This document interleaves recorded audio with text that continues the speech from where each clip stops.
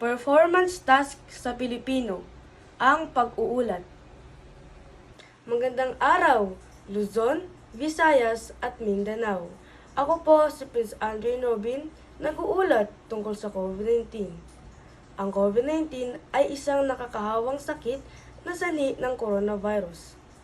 Ang mga sintomas nito ay ubo, kahirapan sa paghinga, lagnat, panginginig, pananakit ng kalamnan, pananakit ng lalamunan, at pagkawala ng lasa o pang-amoy.